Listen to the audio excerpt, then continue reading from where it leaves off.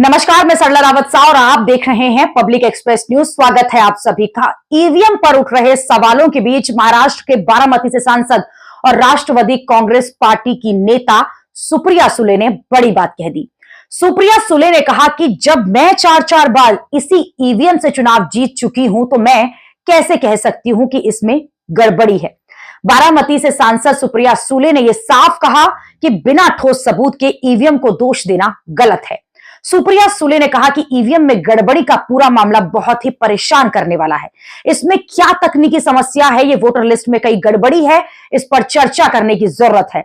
जब तक हमारे हाथ टेक्निकल सबूत नहीं आते हैं तब तक हम ईवीएम पर आरोप लगाना ठीक नहीं है, क्योंकि इसी ईवीएम से मैं खुद 4 बार चुनाव जीत चुकी हूं। हालांकि उन्होंने यह भी उल्लेख किया कि कई लोग और राजनीतिक दल जैसे कि बीजेडी और आम आदमी पार्टी यह दावा कर चुकी है कि उनके पास ईवीएम में गड़बड़ी के सबूत है।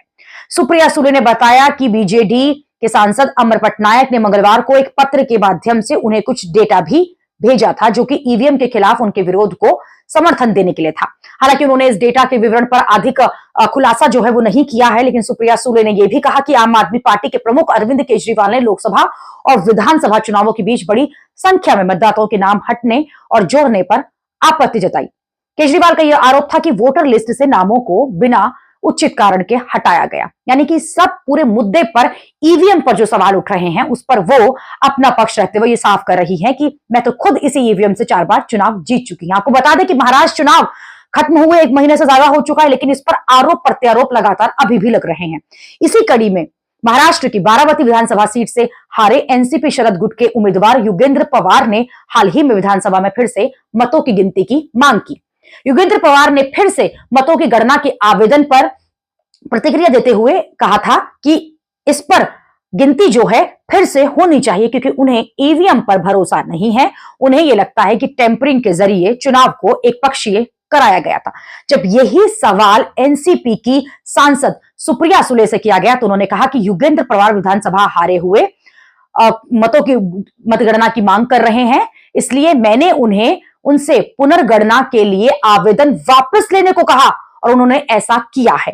बता दें कि राज्य के विधानसभा चुनाव के दौरान सबसे हॉट सीट में शुमार बारामती की विधानसभा सीट से एनसीपी अध्यक्ष अजित पवार ने इस सीट से जीत हासिल की। तो इसी सीट पर युगेंद्र पवार जो है वो ये कह रहे थे कि दरअसल वो इस चुनाव को जीत रहे थे, लेकिन टेम्परिंग के जरिए, ईवीएम में गड़बड़ी के जरिए चुनाव जो है अजित पवार जीत गए और इसी को लेकर उन्होंने एक पत्र भी लिखा था। इसी पर अब सुप्रिया सुले बड़ी बात कह रही हैं कि इस तरह से ईवीएम पर टेक्निकली जो आरोप लगाए जा रहे हैं वो सही नहीं है, और उन्होंने अपने नेता को ऐसा करने से मना किया, जिसके बाद उन्होंने वो चिट्ठी जो है वापस ले ली। लेकिन साथ ही साथ वो ये भी कह रही है कि अन्य दल सबूतों के साथ अगर ये दिखाते हैं कि किस तरह से ईवीएम में भी छेड़छाड़ हो रही है या फिर वोटर्स के वोट काटे जा रहे हैं तो वो सही नहीं है।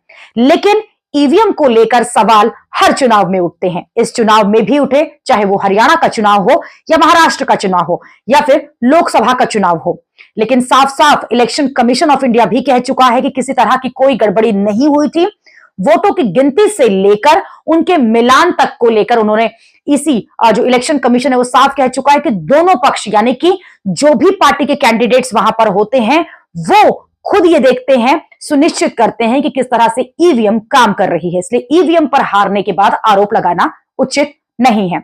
अभी के लिए इतना ही। अगली खबर में आपसे फिर होगी मुलाकात। देश और दुनिया की खबरों के लिए आप देखते रहिए, आप जुड़े रहिए पब्लिक एक्सप्रेस न्यूज के साथ। धन्यवाद।